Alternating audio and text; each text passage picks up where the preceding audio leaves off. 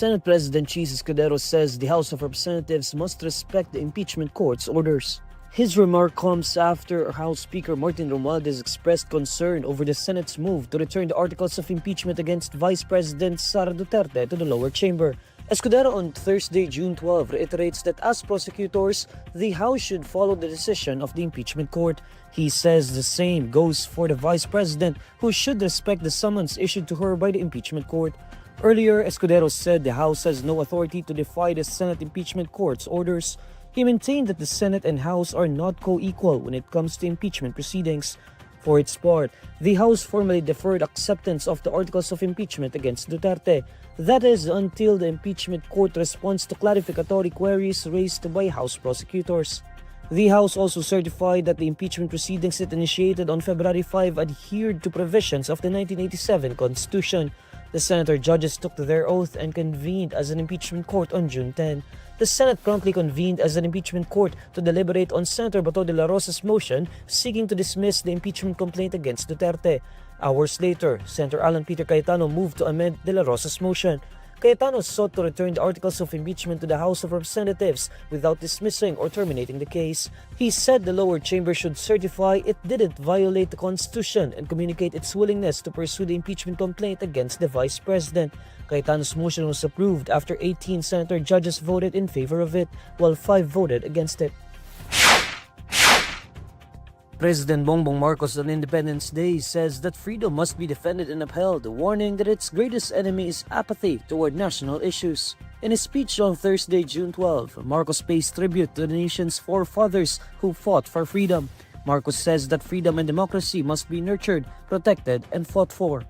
Ngunit, ang kalayaan at ang demokrasya, tulad ng pag-ibig sa tinubuang lupa, kailangang inaalagaan, binabantayan, at ipinaglalaban. Dahil ang totoong kalaban ng kalayaan ay ang pagiging manhid.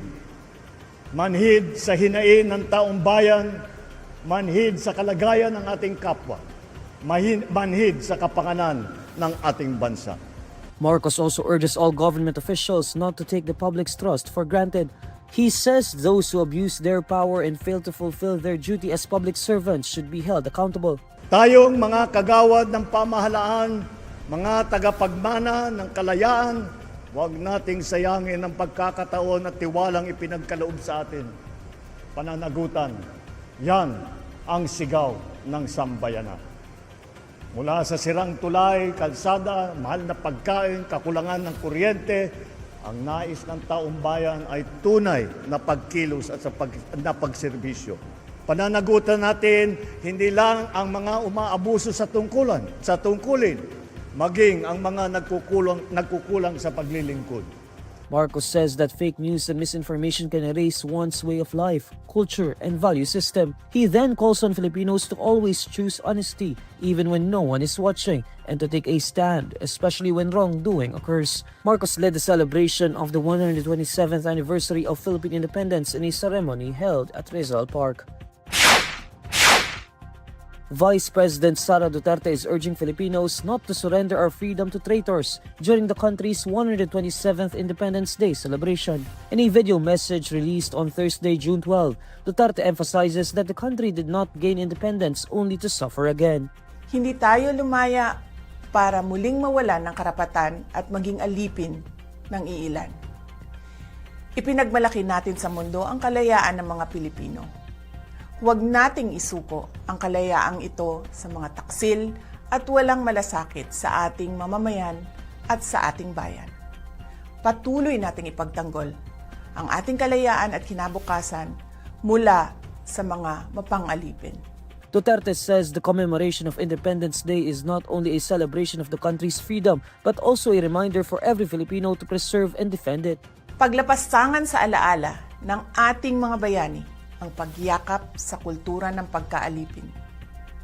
Paglapastangan sa diwa ng kalayaan ang pagsasawalang bahala sa paghihirap ng maraming pamilyang Pilipino at ang paglabag sa mga karapatan at sa batas. The Office of the Vice President earlier announced that Duterte is celebrating Independence Day with overseas Filipino workers in Malaysia. Her trip to Kuala Lumpur comes amid developments at the Senate and the House of Representatives in relation to the impeachment complaint against her. The Senate as an impeachment court returned the articles of impeachment against Duterte to the House. The lower chamber deferred acceptance of the impeachment articles until the Senate clarifies queries raised by House prosecutors. The 19th Congress ends its session without ratifying the proposed wage hike bill. The House of Representatives and the Senate failed to reach a consensus on how much minimum wages should increase. Both the House and the Senate went into sine die adjournment on Wednesday, June 11, with neither of the two chambers adopting another chamber's measure or presenting a bicameral conference committee report. This means the bill can no longer be forwarded to President Bongbong Marcos for his signature. Earlier, Rizal Representative Juan Fidel Nograles called on the Senate to join the House in convening the bicameral conference committee on the minimum wage hike bills. Nograles is the chairperson of the House Committee on Labor and Employment. He said he sent a letter to Senate Committee on Labor Chairperson Senator Joel Villanueva about the convening of the BICAM. According to Nograles, they prefer a bicameral approach as it will be a more transparent means of resolving differences between the House and Senate versions of the bill. In asking the House to adopt the Senate version, Villanueva argued that this could fast-track the bicameral deliberations and place the reconciled bill on the President's desk before the 19th Congress ends. Senate Bill No. 2534 was passed on third reading in February 2024. It proposes a 100 peso increase in wages for private sector employees. It is slightly lower compared to the 200 peso wage hike proposal in House Bill No. 11376, which was approved on third reading on June 4.